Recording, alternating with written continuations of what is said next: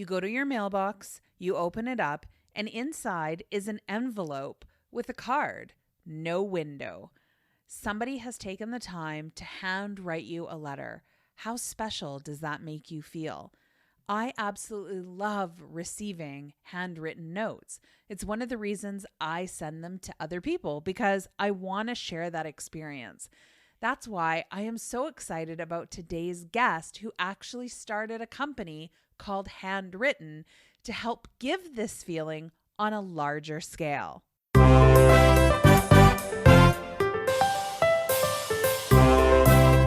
Welcome to Fox Talks Business Podcast with your host, Tanya Fox. Tanya has been an entrepreneur for over 20 years, owning retail, service, and franchise. She holds no punches and is never afraid to talk about the nitty-gritty. Together, you'll explore the good, the bad, and the motivational of business life, turning obstacles into opportunities and failures into successes. So grab your favorite drink and let's have some fun. Here's your host, speaker, crafter, and collaborator, Tanya Fox.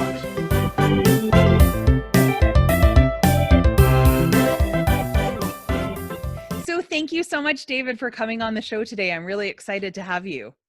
I am very excited to be here. Thank you so much for having me. So give us a little bit of background before we get started on sort of how you got to where you are today. Sure. So this is my second company now. My first company was text messaging, and there's a whole story on how I ended up starting that company. But we started in the real estate space, sending text messages. This is before the iPhone. So when you drive by a house and you want information on that house, there was no easy way to get it if there was no flyers in the hanging from the sign or anything like that. You'd have to call the agent, wait for a response back, and that would take a long time. So we started with this text in for info. So there would be a rider hanging from the real estate sign that said text home 123 for info on this house. And you would text in, you would get info on the house, and then the realtor, and maybe a few pictures, and then the realtor would get a lead and then call you and hopefully get you to buy a different house or that house or whatever. Well, we quickly pivoted off real estate to texting in general for businesses. So restaurants, nightclubs, small stores was the original idea. But then we started getting clients like Marie Claire Magazine and Abercrombie and Fitch and Toys R Us and Sam's Club, and our portfolio just kept growing and growing. So when I sold Sell It, we were doing over 1 million text messages a day on behalf of these huge brands. And I was thinking, gee, what else can we do? Text messaging works, but you're getting 300 emails a day, you're getting thousands of texts a month, you're getting Slacks and Twitter tweets and Facebook messages and all these different forms of communication, and it's all just becoming noise. Right. And people are becoming very attuned to the fact that when you get a fully custom email that says, "Dear Tanya, I'm so excited to be on your show," that email could have been completely automated. People know that. So with all this electronic noise, what really makes a statement? And I was walking around next to my employees' desks, and a lot of them had handwritten notes that were, thank you cards received by clients or whatever. And they were not only kept on or read, but they were kept on their desk or on their bookshelf behind them. And then I know I keep handwritten notes that I receive in a drawer or magnetized to the fridge.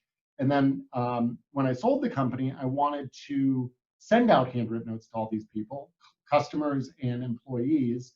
And I sat down with some cards and I started writing, and I got through like 5 or 8 or something like that. And then my hands started cramping and my writing went to garbage and I got distracted and spelling errors and everything else. And I just said, this isn't going to work, but there has to be a better way. And so pretty much the day after I left Sell It, or what became Hello World, the new owners, I started Handwritten, and that's where it came from. So very, very slow start. We took 3 years using somebody else's machines to write handwritten notes, and I'll talk all about that if you like. And then absolutely. We decided, we got to build our own robot here to write handwritten notes, and I had no idea how to do that. But here we are 3 years after that, and we've got 95 robots that hold actual pilot ballpoint pens, and they write your note in pen in the style you want. They can add a signature, they handwrite the envelopes, and then we mail it on your behalf. So that's kind of the business, is it's turning handwritten notes into something as easy as email. And on the front end, we do that through integrating with Salesforce and HubSpot and something called Zapier, if you know what Zapier is, Yep. which is awesome. Zapier is super, super cool.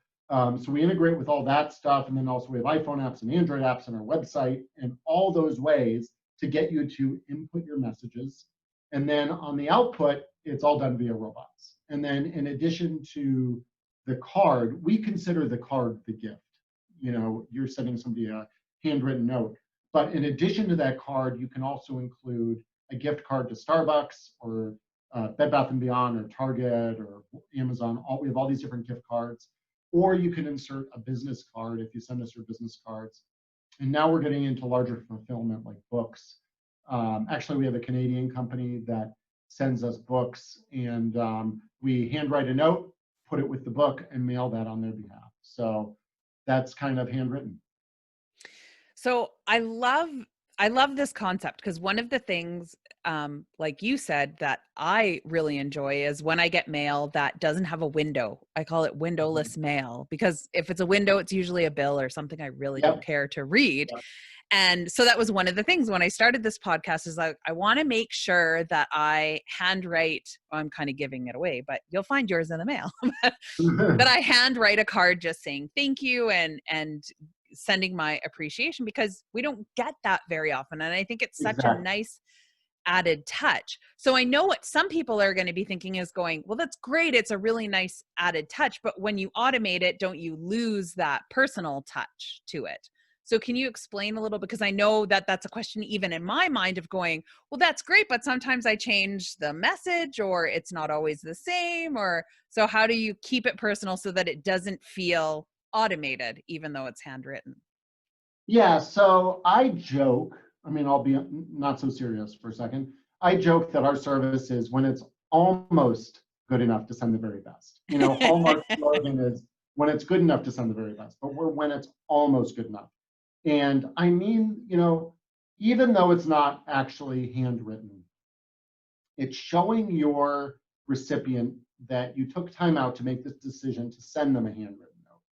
Maybe you didn't write it, but if you're the head of Gucci or some other big organization and you decide to send out 10,000 handwritten with an I, not the way we spell it, handwritten notes, it's not going to be you either. It's going to be your interns or your salespeople, or it's never going to be you. Yeah. So the question is, do you want to risk your delegates having bad handwriting or spelling errors or being slow and not getting them out on time? Or do you want to translate your thoughtfulness in a way that's replicable and will be accurate to what you're trying to do? To your point on messaging, every message you send through handwritten, and I don't want this to be an ad for handwritten. What I want this to be, this podcast and video to be, is a call to sending out handwritten notes. Not from my company, but from in general, whether you use us or a competitor of ours, which I'm not going to get into, or you actually sit down and handwrite a note, which is the ideal situation. The thoughtfulness of sending a handwritten note comes through. And that's why I said the handwritten note's the gift, not the gift card, because in this day and age, when we're so distracted, and if you're watching me right now, you're probably seeing my eyes dart around because I'm ADD and distracted left and right. We're so distracted that to give somebody that gift of 4 minutes of your thoughtfulness and focus to sit down and write a handwritten note or type it in handwritten.com or whatever is a gift in itself. It's like we have a client that's a beauty brand, and the director said to us, you know, the closest thing to your software is when you walk into a meeting and the other people in the meeting take their phones and turn them off or turn them upside down.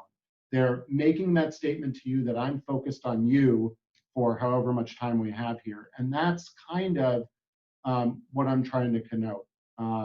So you're right. Is it as good as sending an actual handwritten note? No.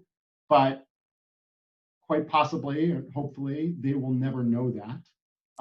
The system is so, I think, so realistic that you would never know. People would know it's not actually handwritten if you send them a note and you say, hey, Tanya, what did you think of, and I'm sorry, is it Tanya or Tanya? Tanya is fine. Tanya. Yep. Okay. Yeah. I answer to both. Okay. So if I send you a note and I say, hey, Tanya, what did you think of that note? Your response would be, that I received it. It was so thoughtful of you. Thank you. But if I sent you that note and then I said, hey, Tanya, did you think that note was written by a robot? Well, then everything will go under tremendous scrutiny where you could then potentially determine, yes, it was written by a robot. Now, that being said, I built this company. I walk up and down the aisles of robots here, and most notes, I am flabbergasted, and I watch them come off the conveyor belt. And I know they're written by robots, but if you look at the end result, you would never know they're written by robots. So at least it tells the person, gee, I took the time out to send them something special. It might not actually be handwritten, but it's something different and unique, and there is a manufacturing time associated with those notes. It's not like a laser printed thing which flies off in 2 seconds. These notes take 5 minutes or so to write, so there is that time element there too. So yeah, it is a bit of a gray area, but our clients never really seem to provide us any pushback, or they never reflect or repeat that they have received pushback from their clients from it. Yeah. And I think that that's just it. It's the, whether you're using your service or doing it, it's just that added touch. It's like you had said, letting that person know that you're taking time to think about them and that they're important to you on, on any type of level. People, I think, are really searching for that, especially with everything that's going on in the world now. People are searching for it even more. So you were talking about how it took you about 3 years to get started in the business again, and it was slow starting from, coming over from a business, which I've done that before. I understand what that feels like to start again. Tell us a little bit about what that experience was like for you. Yeah, so prior to Sell It, my last company, I came from venture capital, and I worked for a kind of eccentric, to say the least, crazy man who fired me without cause, which was turned out to be the best thing that ever happened to me.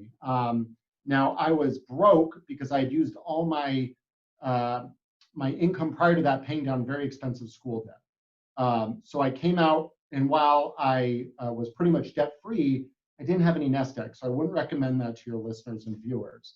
And I kind of came home to Arizona, where I'd grown up, with my head between my legs, and I was talking to my father, what should I do now? Do I go back into the corporate world, which I was in prior to VC, or do I do what I've always wanted to do, which is start a company? And we thought about it, and he said, well, why don't you do something with BlackBerries and barcodes for real estate? And I said, well, maybe not BlackBerries and barcodes, but let's do text messaging. Little did I know QR codes would come out. So his model might have worked after all, but that set me down the path of being an entrepreneur. And I bootstrapped Sell It, and it really only took about 2 years for Sell It to get off the ground. Those were a very hard 2 years because I was dead broke when I did that, and I was living kind of rent-free in one of my father's apartments, and I was able to get it off the ground, but I was dead broke the entire first 2 years. Handwritten was very different. When I sold Sell It, I had a nice liquidity event, so I had money in my pocket. And I had also just spent the previous 7 years, I believe, building up a company, working hard as heck for 7 years. And so I came out and I didn't have the same fire under me. I kind of wanted to take a break. I also happened to meet a young lady right as I started Handwritten, and I got married, and there was some life events that happened there that kind of slowed down things too.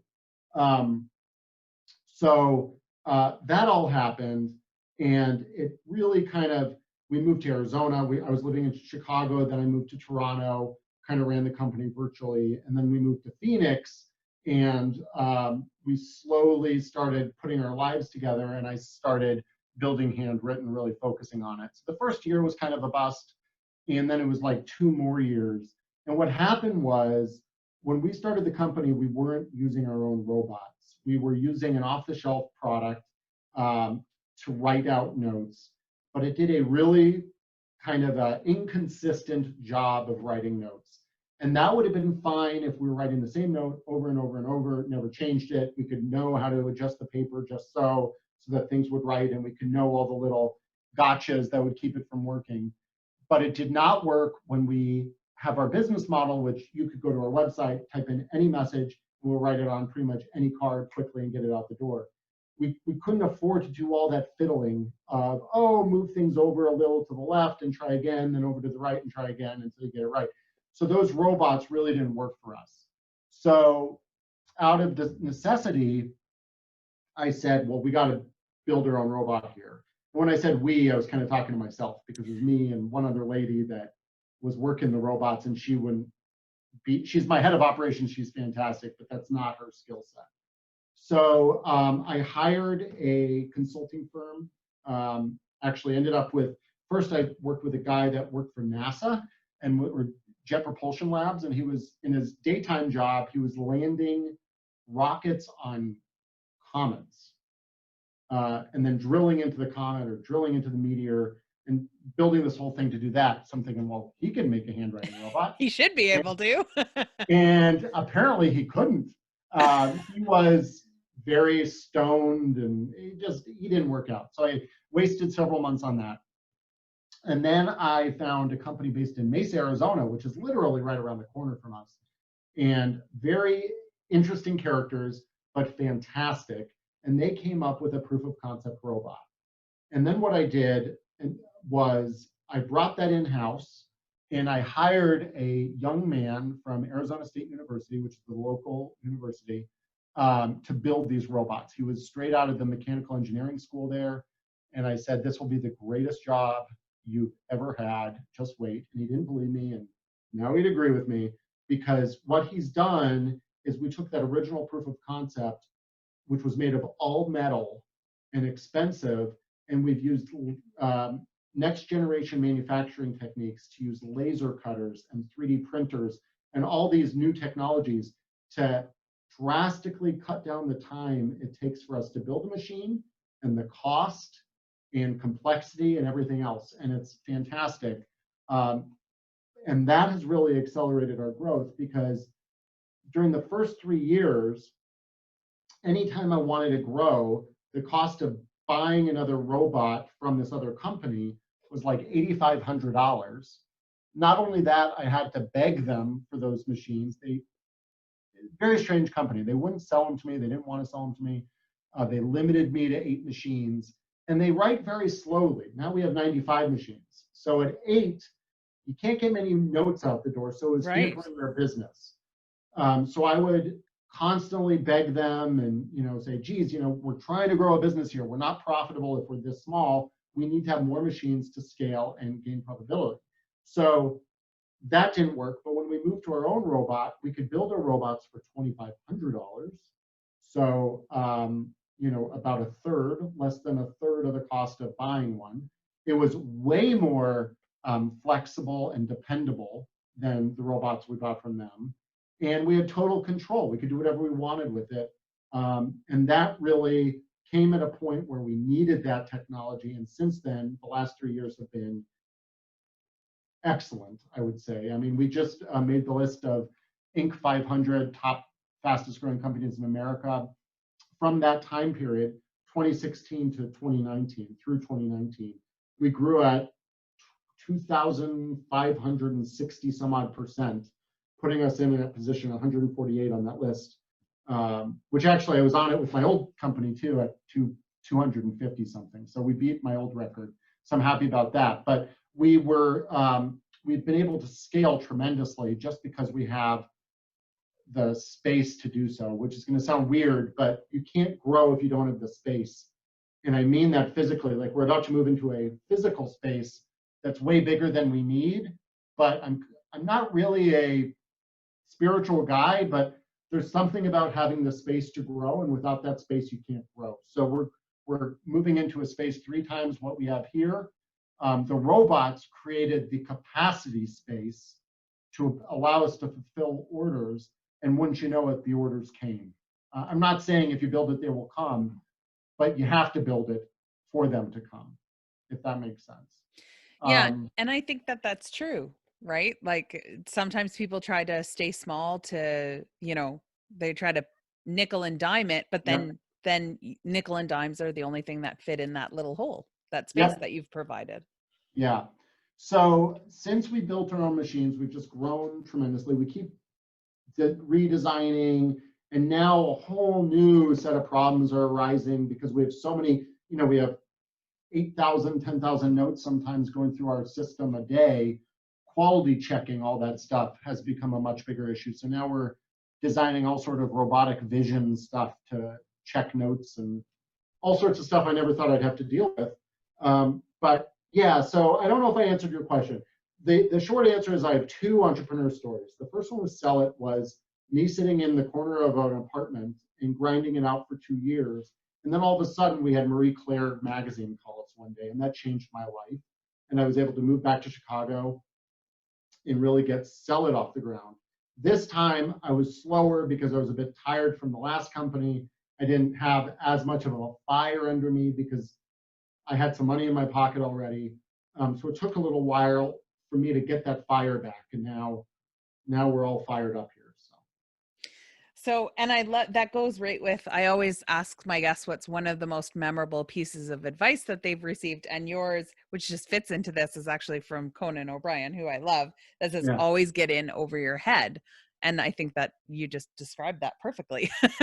Yeah. That's so when I was in college, university, I was on the panel or the group that brought speakers to campus. And we brought all sorts of speakers, but we brought Conan O'Brien, and he was probably one of the most thoughtful. And when we bring these speakers, being in the speaker committee, you have the opportunity to get a little, not one-on-one time, but committee time with him, where it's just him and the 10 people that arranged everything. And that was the advice he gave during that, was always get in over your head. And that was 20 years ago. And that's still the advice that always resonates with me. And what's funny is I've told other people, other fellow entrepreneurs, and they've said that's their advice that they give everybody. So there's something about creating going for something outside of your comfort zone, and that's the only way you're going to grow. Being stagnant, you're just not going to get what you need out of life. Well, and I think that, I love that you said that, because I think it's so true, right? Like it is just stepping out of that comfort zone and trying things that you wouldn't normally try. Like you said, you never thought that you would be, working on with visual robots and trying to figure all that stuff out. But what an amazing opportunity to actually be able to do that. But had you, stopped a while ago and went, no, robots aren't my thing, or I would never know how to build it, so I can't do this company. Yep. Yeah, it's funny. Right before this call, I was working with one of my engineers, and we're standing over one of the robots, and it's super cool looking and everything. And I said to him, "Can you believe we've built this thing?" Because it's almost surreal. If you walk around our facility, I'm not patting myself on the back, I'm patting my team on the back. We've turned nothing into something. And we joke about it, like, what is this worth? Somebody's going to eventually want to buy this crazy thing that we built, because it's rows and rows of robots stacked 3 high, and it's very, they're all whizzing along writing out handwritten notes. It's very strange. But if you're in Arizona and there's not a pandemic going on, I wholeheartedly say come on by and see how we do it, because it's interesting. It does look, it sounds like it would be really interesting to even just watch, and to even just see the messages, that are coming out and stuff. So being that you've now got 2 companies that you've been able to build that were very successful, if you could think of a piece of advice that you could give entrepreneurs who are starting out, besides getting out, Over your head. always get in over your head, what would that be? I would say there is no better day than today to start a business. No matter what today is, there's no better day than today, because as you get older, you're just going to have more and more obligations. You'll have children, you'll have a wife, you'll have whatever that is, and you will be held back from starting your business by these obligations. They're not going to hold you back. You will hold yourself back out of fear for, wanting to provide for them. So I would say, there's no better day than today. If you have those kids today, do it before tomorrow when they need more out of you, or whatever that is. So, just make that leap and trust yourself. And if you stick with it, I think, you should be able to, if the business that comes out the end might not be anything like the business that went in the beginning. Like, I was doing real estate text messaging, and then we were sending messages for Abercrombie and Fitch. So the business, you have to be flexible with it and know that things change and adapt. But people have such analysis paralysis that they just sit there and, oh, it's today the day. I don't know. I have to change this. I have to change that. I have to come up with a perfect business plan. But if you don't actually make that move and become a doer, it's never going to happen. So you have to just, there's no better day than today to start that.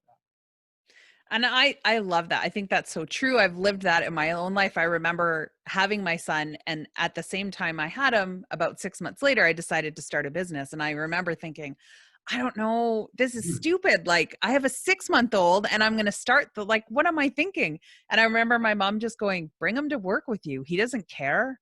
Like, it's not like he knows. Do it now and it'll be normal. And I thought, oh my God. And I did.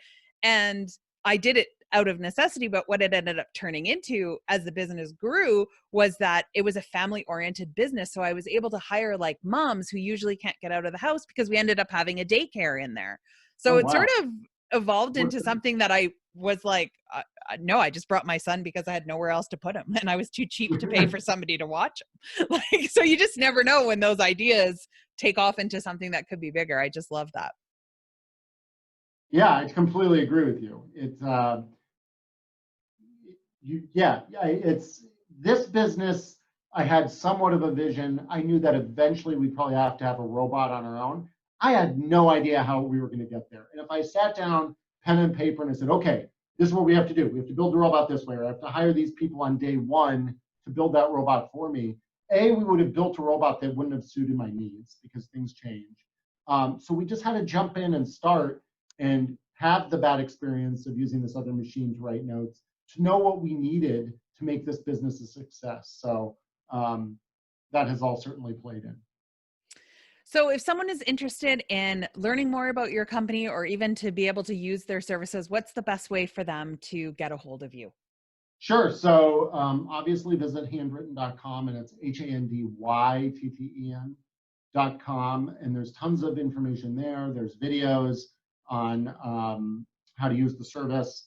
You can always link into me, David, I believe I'm David Wax on LinkedIn, but if you look me up on LinkedIn, Handwritten, you'll find me. I'm David B. Wax on Twitter, at David B. Wax, or at Handwritten. And then Facebook, we have a Facebook page too. But yeah, I mean, if any of your guests want to use or any of your listeners want to use the service, they can use code podcast for $5 in free credit to try it out. We do mail to Canada and the UK and Singapore and Australia, in addition to the United States, but it will have a US stamp on it. If you're planning on doing a big mailing to come from you and you don't want it to have a US stamp, we would just have to mail it to you or ship it to you in a box, and then you'd have to stamp them and dump them in the mail.